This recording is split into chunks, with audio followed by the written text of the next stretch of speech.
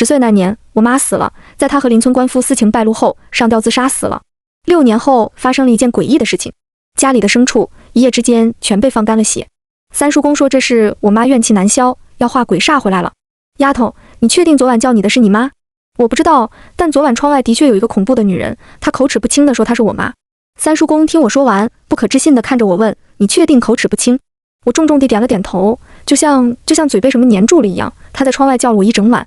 我乃听后，在旁边急得来回跺脚，随后他有些紧张地咽了口唾沫，说道：我家这是造了什么孽呀？这女人活着就让我们家被全村人笑话，死了还要回来作恶。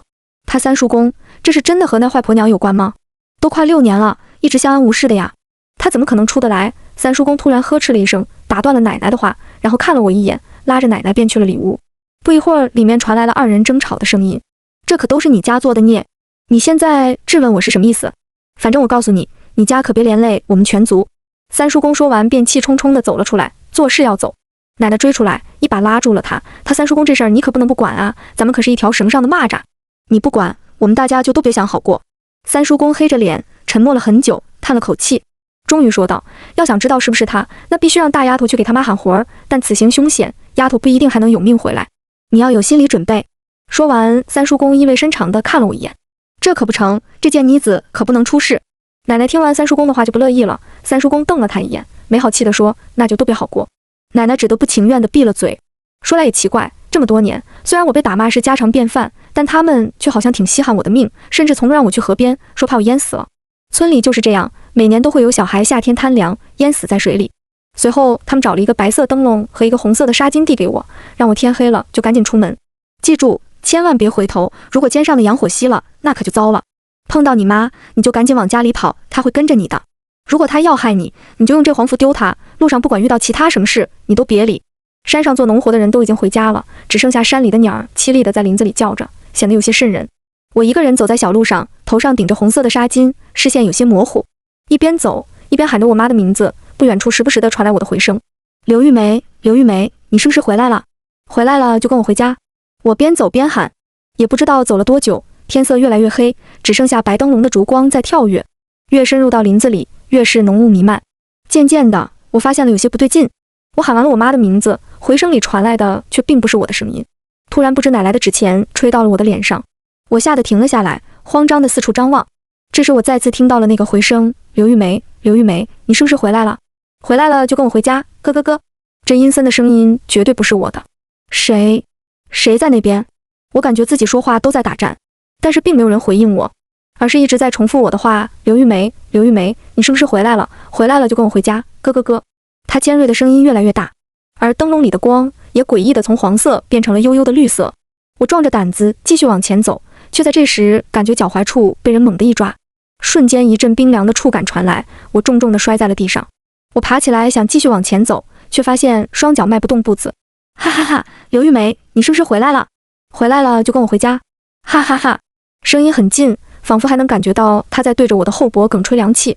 我不敢回头，只是紧紧地攥着三叔公给我的黄符，就这样不知道僵持了多久，只感觉冷汗顺着头皮往下流。大丫头，你站在那里干什么？快跟我走！身后突然传来了三叔公的声音，我如同抓住了救命稻草。我猛地转身，三叔公我的话却卡在了喉咙里，因为我身后空无一人，什么都没有。大丫头，你站着干嘛？快走！三叔公的声音再次从我身后传来。这一次我没敢再回头，心里疯了一样，我努力地迈着我的腿。这一次我发现我能动了，于是我拔鸭子就死命地往家里跑。妈，是你吗？我是大丫头啊，妈，你可别吓我呀，我是你亲女儿啊！我一边跑一边喊。可是这无边的夜路，我怎么跑都好像跑不到尽头，不知道是不是我太过紧张，两眼一黑便晕了过去。等我醒来的时候，天已经亮了。我躺在自己床上，三叔公说他和我奶是在我妈的坟前找到我的，找到我的时候，我手里的黄符已经化成了灰烬。按理说我是必死的，因为我妈的确是化煞了，而且还很凶。我之所以能保住性命，应该是因为还没到音乐阴时，我妈还残留了些许神智。三叔公啊，马上6年了，这可咋整呢？不会对棍儿有什么影响吧？我奶有些紧张地问三叔公。我问奶奶6年怎么了，她却给了我一巴掌。你个赔钱的贱妮子，你懂什么？大人的事儿你别多嘴。后来听三叔公的意思是需要我们家准备一口红棺，再去找2条黑狗，然后给我妈重新做一场法事，择日重葬。晚上奶奶给在城里打工的爸爸打了电话，说家里出了大事，让他明天一早赶紧回来。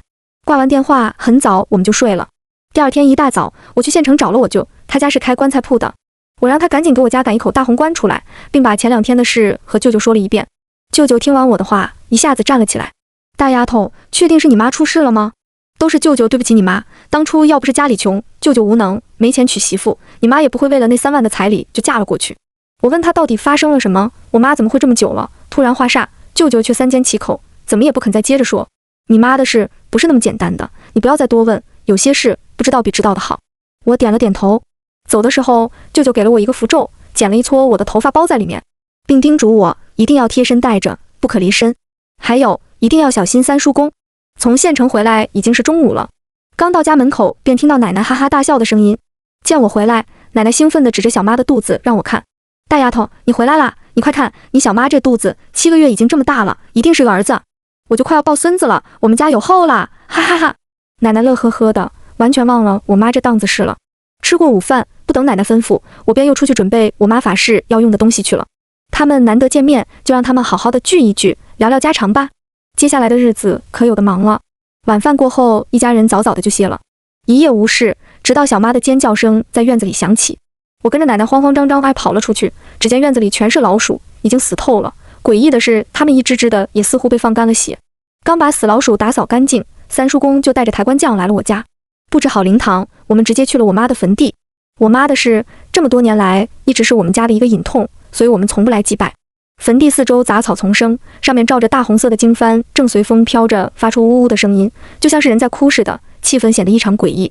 家里是花了大价钱请足了人手的，不一会儿，一口漆黑的棺材就被挖了出来。棺材上插着一根刻满符文的长铁钉，上面似乎还有斑斑血迹。啊！我吓得叫出了声。奶奶立刻一个巴掌给我打了过来，脸上火辣辣的，后面的话我生生地咽了回去，只怯怯地站在她身后。棺材被太阳足足地晒了3个小时，三叔公才叫抬棺匠动身将棺材抬回去。回到家后，三叔公叫住了我：“大丫头，这次你妈的事非常严重，你是她唯一的女儿，她既然留了你一命，定是对你还记挂亲情的。晚上你就趴在你妈的棺材上睡，她看见你在就不舍得出来闹，怕伤了你。你记住，切不可让一切活物接触惊了你妈。”我本来想拒绝，但看见我奶奶恶狠狠地盯着我的眼神，只得点了点头。等我回到灵堂的时候，棺材已经换好了。大红色的棺木摆在灵堂的正中央，一个大大的钿字格外醒目。供桌上放着各种贡品，两边放着形形色色的纸人。爸爸正跪在地上给我妈不停地烧着纸钱，我刚准备也跟着给我妈烧一点纸钱，却被后面走进来的奶奶直接推着走到了棺材旁。她将我按在了棺材上，让我老实的趴着，哪儿都不准去。天渐渐的黑了，灵堂里其他的人都走了，我趴在我妈的棺材上睡到后半夜。突然肚子一阵绞痛，我憋了一会儿，实在憋不住，见四下没人，就偷偷的去了趟茅坑。等我回来的时候，却发现灵堂的光暗了几分，蜡烛的光也变成了绿色。招魂幡正不停地往下滴着黑红色的粘稠液体，纸灰随着风打着旋儿，飞得到处都是。棺材前一只黑色的猫正在悠哉地吃着贡品。三叔公说过，不可以让活物靠近我妈，这下可糟了。不知道是不是刚蹲得太久，我跑的时候一个不稳，重重地摔在了棺材上。这一摔，猫是跑了，但我手上却拉出了一条血淋淋的口子，鲜血顺着棺材流下流，瞬间就消失不见了。我揉了揉眼睛，棺材上半点血星子都找不到。正在我疑惑的时候，棺材里却传来了女人的哭声，她一下一下地击打着棺材，砰砰砰，听得我心也跟着跳到了嗓子眼儿。突然，棺材盖被整个掀翻，飞了出去，砸在了地上。但奇怪的是，那么重的东西落地却没有响声。供桌前的纸人齐刷刷地动了起来，他们步伐一致，机械地走到了棺材前，以一个诡异的姿势跪了下去。他们的动作间，我甚至还能听到里面的竹篾断裂的声音。趁着他们跪拜的当口，我猛地冲到了供桌下面，躲了起来。纸人跪拜完了之后，我妈从棺材里飘了出来，她浑身皮肤死灰，眼眶凹陷，眼皮和嘴上还都缝着线，黑色的血泪顺着眼角往下流。6年了，我从不知我妈的死状竟然这么恐怖。我躲在供桌下面，大气都不敢喘，看着她在灵堂里来回的转悠。她是在找我吗？她来来回回转了很久，也没有发现我。我长长的舒了一口气，浑身无力的瘫软在地上。但就是喘息间，我却发现我妈不见了。突然，一个倒挂的人头出现在了我的面前。我死死地捂着自己的嘴，生怕自己因为惊吓过度而叫出来被她听到。这么近的距离，看着她的后脑勺，我甚至能清楚地听到她嘴巴和眼睛的线一根根缓缓断裂的声音。随后她转过头，悠悠地对着我开口道：“丫头，我找到你了哟，哥哥。就在我以为自己一定活不成了的时候，他却没有了下一步的动作，只在灵堂里来来回回的转悠了整整一夜，一直到鸡叫的时候，他才终于回到棺材里。棺材盖也在他回去的时候自己飞了回去。为了不被发现，我妈回到棺材里了之后，我就赶紧又趴在了棺材上，假装睡觉。三叔公他们进来后，问我昨夜有没有发生什么事。我摇了摇头，我不准备把昨晚偷偷去上茅房，然后引起的那些事告诉他们。如果被他们知道了，我一定会被打得皮开肉绽的。反正三叔公今天会做法将我妈下葬，只要下葬了，就不会有事了。三叔公狐疑地看着我，真的没有什么事情发生，看来还是顾念你的罢了。先做法事超度吧，希望你妈懂事一点吧。午饭过后，三叔公将2条黑狗放了血，混了朱砂，将我妈的棺材仔仔细细地挨个刷了个遍，暗红色的血顺着棺材滴了一地。整个仪式出奇顺利，让我怀疑我昨晚遇到的事是不是幻觉。然而可怕的事还是发生了。第二天一大早，我被奶奶撕心裂肺的哭声吵醒，走出去一看，当场没给我吓尿了。我爸蹲在墙角，嘴唇发紫，全身颤抖，一股尿骚味从他身上传来。我小妈躺在床上，肚子被什么东西给扯烂了，肠子流了出来，旁边还静静地躺着一个血乎乎的肉球。玉梅，是玉梅，妈，是玉梅，她回来了，你再救救我，我不想死。我爸突然这么嚎了一嗓子，便发疯似的冲了出去。他跑得很快，我和奶奶怎么追都追不上，眼睁睁地看着他的身影消失在了后山。等找到我爸的时候，他正跪在我妈的坟前，不停地磕头，血流了一脸。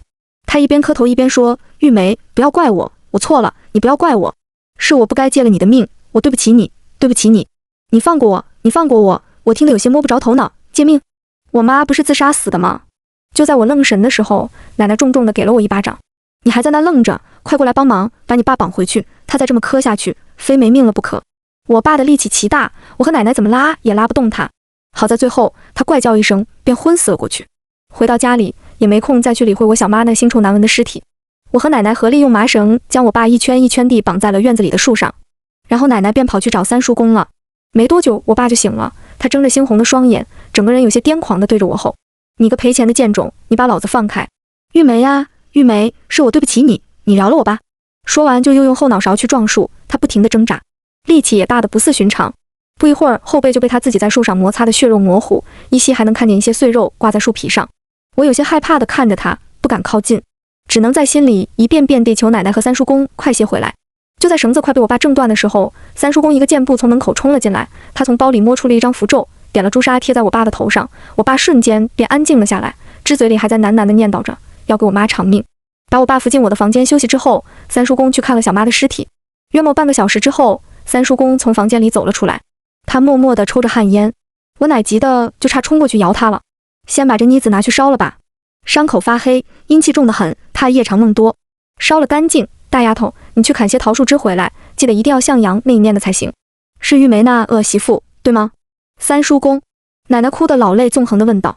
还没等三叔公说话，我就问出了我心里的疑问：三叔公，我妈到底是怎么死的？为什么我爸说要偿命给我妈？我妈不是上吊死的吗？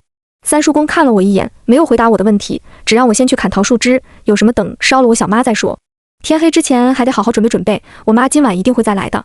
时间紧迫，我不敢多耽搁，很快就砍了很多的桃枝回来。就在小妈被烧到一半的时候，她突然坐了起来，一阵狂笑，边笑边说：“你们一个也别想跑！”哈哈哈。说完，她就不动了，就那么坐着，一直到被烧成焦炭。烧完小妈后，三叔公用墨斗线在院子里弹了什么阵法，又给了我们3张符咒，让我们各自贴在自己房门上，晚上听到什么声音都不要出自己的房间。交代完，他就走了。可一直到他走，也没有告诉我妈的事到底是怎么回事。舅舅给我说过，不要相信三叔公。我呆呆地看着门上的符咒，最后还是决定将舅舅的话告诉奶奶。我问他，我们要不要先把门上的符咒给撕下来？谁知道奶奶的反应出奇的大，一口拒绝了我。你一小丫头懂个屁！三叔公是我们家的大恩人，你别多管闲事，他是不可能害我们的。你舅舅可不是什么好东西，一辈子好吃懒做，就是个吸血鬼。现在家里的人都死光了，他也快死了，就这是他背后嚼舌根的报应。是的，舅舅前些日子查出了癌症，肺癌。舅舅的话也许也不能完全可信，但是我妈的死，三叔公和奶奶一定有什么瞒着我。所以当大家都各自回屋后，我还是悄悄地把自己房门的符咒给扯了下来。为了怕奶奶发现，我还照着画了一个一样的贴在了自己房门上。躺在床上回想着这些天发生的事，想着想着就感觉自己意识渐渐模糊，疲惫不已。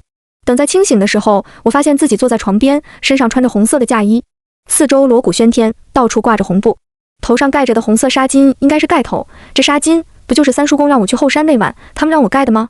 突然门被推开了，一道声音响起：“玉梅，那边仪式准备好了，我们过去吧。”玉梅，什么仪式？我想问，却发现自己发不出声音。我知道这样做是委屈你了，但是咱们女人啊，也不图别的，就是盼着自己家的男人好，你说对吗？桂儿她真的病得很重，没多少日子了。说着说着，这女人开始哽咽起来。你看丫头还那么小，要是这家里没了男人，谁去赚钱啊？你放心，我们会好好照顾丫头的，也会记得你的好，你安心的去吧，不要心生怨气，这是我们女人的命啊。说完，这女人就伸手来扶我。这时候我听到自己喉咙里发出了声音：“妈，你别说了，这一切都是我自愿的。我嫁过来这么些年，肚皮也一直不争气，没能给家里生个儿子，桂儿她不能死，要不咱们家就绝后了。”女人欣慰地点了点头，轻轻地拉着我，出奇的温柔，一路跟着女人来到了一处空地。这院子有些熟悉，但就是想不起在哪里见过。院子里站满了人，他们将我绑在了一个架子上。一个男人正将一根根黑色的绳子在一碗红色的液体里浸泡，然后拿出来穿进针里，放进一个盘子里，里面还放了些什么，视线背挡，我并不能看得很清楚。不一会儿，男人向我走来，他的眉眼很像三叔公，他手里拿着一根针，里面穿着刚被泡过的线。玉梅，你忍着，不疼的，忍着呀，不疼的。他说着就将针穿入了我的眼睛。啊！一股钻心的疼痛传来，我被绑着无法动弹。他一边拉扯着线，一边说：“不疼的。”剧痛让我晕了过去，再次被疼醒，我发现自己已经看不见了，有什么东西正在贯穿我的手脚。我想挣扎，但手脚被固定，我无法动弹。随后，头顶传来了木板盒上的摩擦声。啊啊啊！我猛地惊醒，睁开眼睛，发现我还是躺在自己的床上，刚刚那是梦。玉梅，难道这是和我妈有关系？梦里的事是真是假？一阵冷风吹来，我发现我的窗户不知道什么时候被打开了。窗户边上静静地站着一个人，他穿着大红色的嫁衣，眼睛和嘴上的缝线已经断裂。他就那么静静地看着我，表情竟然非常的温柔。我喃喃地喊了一声妈，他点了点头，然后就消失在了夜色里。一夜再无别事，就在我好奇三叔公的阵法是否有用时，院门外传来了嘈杂的声音。我走出去打听，才知道竟是8个抬棺匠昨夜出去喝酒，一夜未归，今早被发现淹死在了路上的浅水坑里。他们甚至连头发都没湿，却一起溺死在了浅水坑里。8个人整整齐齐地摆成了一个圆，脸朝下，手拉着手，手指都掰断了，也分不开。大丫头，别看了，跟我进去。我抬头一看，三叔公不知道什么时候过来了。昨晚你家里没发生什么事吧？三叔公一边走一边问我。我没给他说我做梦和看见我妈的事。我妈的死没那么简单，他为什么一直不愿意告诉我？他们到底有什么瞒着我？只这一点，我就对三叔公有了保留。没有什么事情发生，倒是那8个抬棺匠，他们怎么死了？他们就是给我妈抬棺的那8个人吧？难道是我妈做的？三叔公没有再回答我，只是自顾地在前面走着。到家之后，他检查了我家的阵法和门上的符咒。我奶一直拉着三叔公问东问西，所以他也没顾得上仔细的去看我门上的符咒。我爸现在倒是已经清醒了，他和我奶奶一个劲的骂我妈，说她是个恶婆娘。好了，你们也别再骂了，是怎么样的？你们心里不清楚吗？他这是一个也不会放过呀。三叔公有些生气地看着奶奶他们，继续说道：“这事我得回去好好琢磨琢磨。你家有我这个阵法和符咒，暂时也能保平安。你们切记，一定不可以破坏。好了，一大早就这么鸡飞狗跳，我得先回去了。等我想好了应对的办法，再来找你们。你们这段时间哪儿也不要去，就给我好好的在家里待着。”三叔公说完就走了。小妈的血腥味似乎都还没有散尽，仍然在空气中弥漫，整个家笼罩着一团死灰，每个人都好像在等死。妈的，老子这就去把那死婆娘的坟掘了，老子看她到底要干嘛？嫁到我家来了，生是我家的人，死是我家的鬼。他娘的，他这算什么意思？我爸骂着就去拿锄头做事，要去挖了我妈的坟。我奶一把拉住了他：“桂儿啊，你冷静一点，你这才刚刚清醒，可不能这么动怒，你本来身体也不好。等你三叔公想到办法了，我们再去收拾他也不迟。”爸，奶奶，我妈到底怎么回事啊？她不是上吊死的吗？谁知我话音刚落，我爸就狠狠一巴掌给我打了过来。问，你个死丫头，老子要不是看你还有用，老子早他妈弄死你了。现在你妈回来作恶，老子看你就气不打一处来，你还敢问？我爸说着对我一顿拳打脚踢，似是要把心里的气全撒在我身上，打死我才解气。我奶也在旁边冷冷地看着，直到我爸一脚对着我的头踢了过来，他才拉开我爸。好了，桂儿，你再打，大丫头可就没命了。她死了，你怎么办啊？你可悠着点。奶奶说完，意味深长地看了我爸一眼，我爸才又气喘吁吁地坐回椅子上。虽说这么多年挨打是家常便饭，但像这一次这么被毒打得险些晕过去，还真是第一次。我在心里对自己说，没关系，一切都会好起来的。擦了擦嘴上的血，便忍着剧痛爬了起来，灰溜溜的准备回房。你他妈的还不去做饭，你要饿死老子啊！真是跟你那死鬼妈一样蠢。我爸冲过来，又狠狠的一个耳光给我打了过来，我努力的扶着墙，不让自己倒下。晚饭过后，早早的，爸爸和奶奶就把我锁进了房间。爸，奶奶，你们放我出去！你们为什么锁着我呀？你们放我出去好不好？我哭着求他们放我出去，但他们并没有理我。我贴着门听他们在外面说话。妈，那死婆娘都这样了，这小杂种还有用吗？是我爸的声音。刚我爸也说，要不是看我有用，难道是指我可以伺候他们吗？唉，如果都这时候了，我还这么想，那我就真不如蠢死算了。行了，别说了，这丫头不小了，她能听懂我们说的是什么。你再这样说下去，她听到了，跑了怎么办？是奶奶，我能听懂，我能听懂什么？我不过是一个任由他们宰割的菜板上的肉罢了。外面沉默了很久，我爸说了一句睡吧，便安静了下来。到晚上睡着，我又做了昨晚那个梦。梦醒后，我妈又出现在了我的窗户前，这一次她没有再对着我笑，而是在凄凄然的哭泣。我看她的嘴一张一合，似乎是在说着对不起，等我。随后她身影一闪，便不见了。一股悲凉从心里袭来，我将头狠狠地埋进枕头里哭了起来。我妈死了快6年了，奶奶一直骂我妈是恶媳妇，是贱女人，但我觉得不是这样的。这一刻，往事全部涌上了心头。因为我是女娃，爸爸和奶奶打我出生的时候起就一直看我不顺眼，连带着我妈也跟着挨打。每一次爸爸和奶奶要打我，妈妈都用身体狠狠地抱住我，替我挡住了大部分的拳脚。我妈告诉我说，我爸身体一直不好，当初他嫁进来就是为了冲洗，都怪他没用，我爸的身体并没有因此好转，肚子也不争气，没能让我是个带把的，是他让我吃苦了。后来突然我妈就死了，爸爸和奶奶说她和邻村官夫的私情败露了，她上吊自杀死了。可是我的妈妈，她从不和别的男人多说一句话。就在我沉浸在过去的回忆里的时候，一声惨叫将我拉了回来，是我奶奶的声音。玉梅，玉梅，你要干什么？你怎么进来的？不可能，你不可能进来的，你滚，你滚出去！你把棍儿怎么了？当初可是你心甘情愿的，你答应过我的，你这个贱货，你果然不是好东西，你给我滚出去！随后一个陌生的声音传来，那声音就像金属摩擦一样的，让人听得难受。死，都死！糟了，出事了！我用力地拍着门，奶奶，奶奶，你放我出去！你们怎么了？旁边奶奶的房间只传来咯咯的声音，似是嗓子被什么东西给呛得说不出话来。不行，我得出去看看，我也顾不上，我翻窗出去是不是会被打得更惨？径直翻到了院子里，我冲到奶奶房门外的时候，奶奶已经倒在了地上，她整个头都快被割断了，她的眼睛里插着的，赫然就是之前用来贯穿我妈棺材的长铁钉。我妈已经不知去向。我又冲去了我爸的房间，我爸的肚子被挖了一个洞，肠子被扯了出来，紧紧地缠在了他的脖子上。他双眼凹陷，眼珠竟已经被挖了出来，嘴也被撕烂了，咧到了耳朵根，喉咙里还插着他的手。三叔公，三叔公，果然靠不住。我一边哭一边给舅舅打去了电话。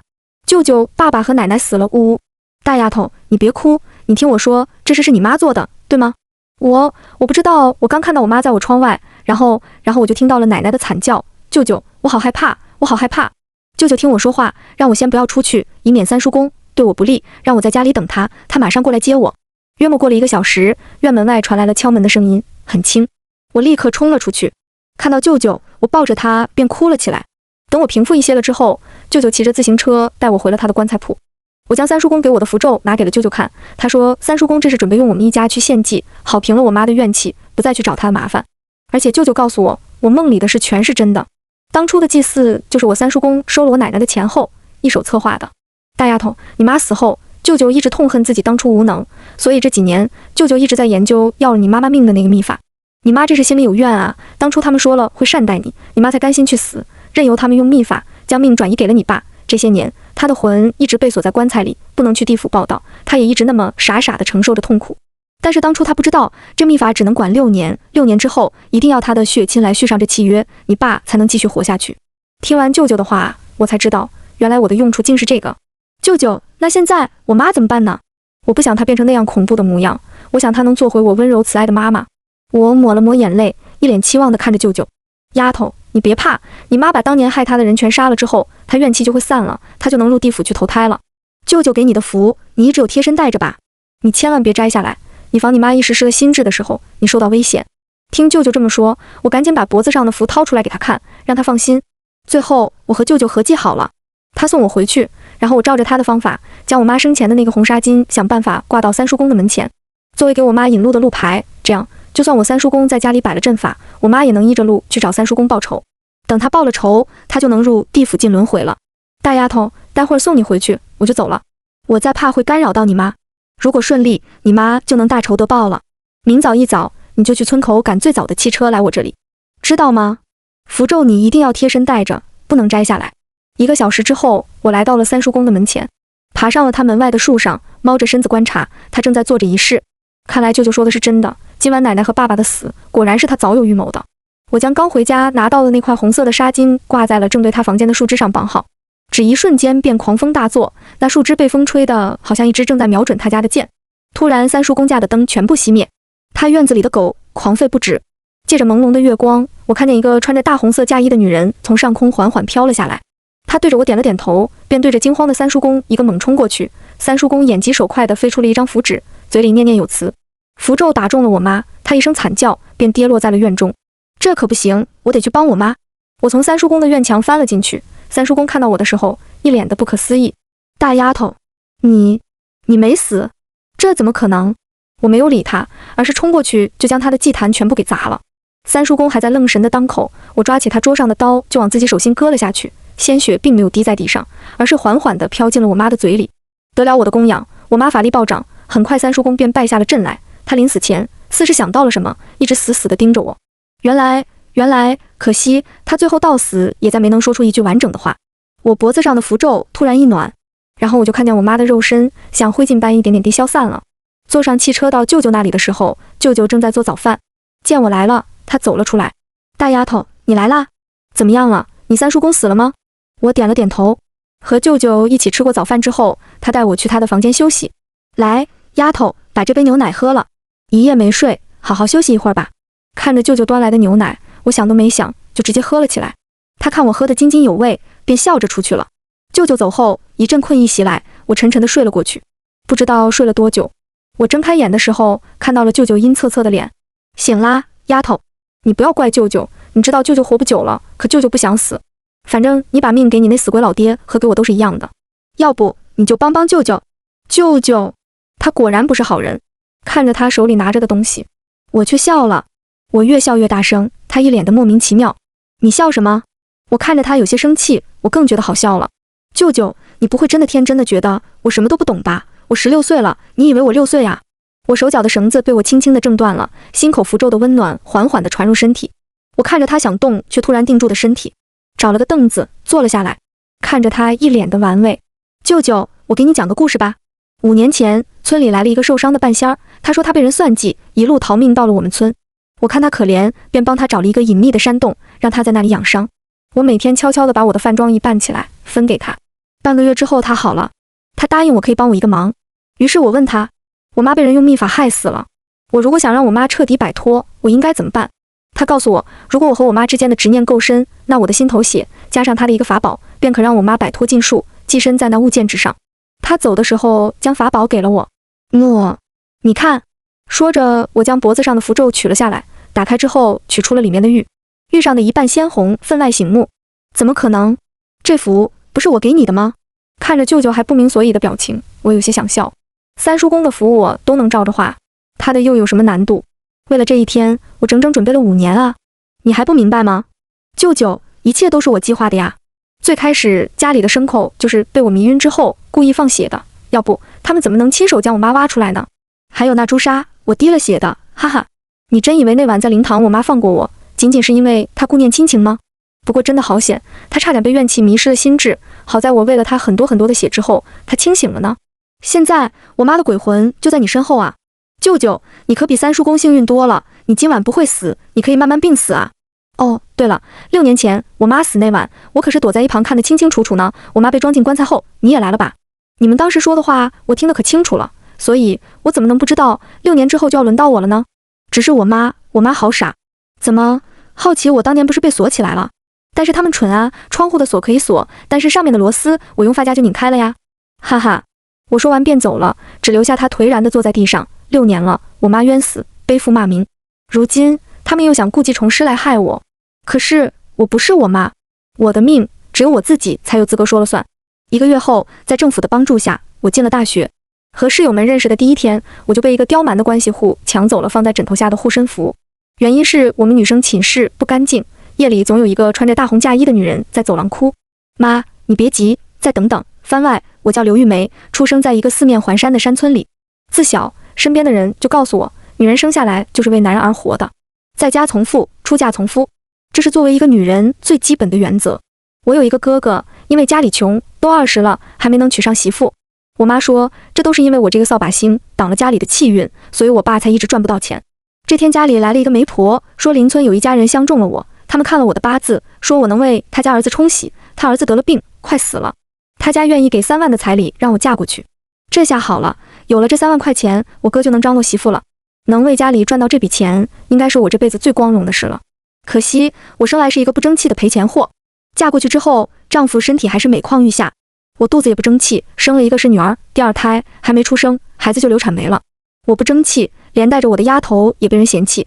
终于，三叔公收了我家的钱之后，找到了法子，可以救我丈夫一命，条件就是需要我受一点痛苦。但是没有关系，只要能为家里做贡献，这是我身为女人最光荣的事。我本来就是个不争气的人，能为自己的男人去死。我死后，他们一定都会对我另眼相看，觉得我也是一个有用的人的。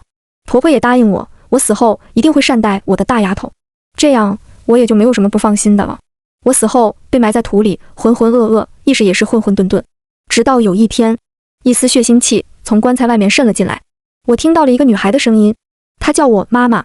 醒了之后，她给我说了很多很多，我才知道我错了，一直就错了。他们不会放过我，也不会放过我的孩子。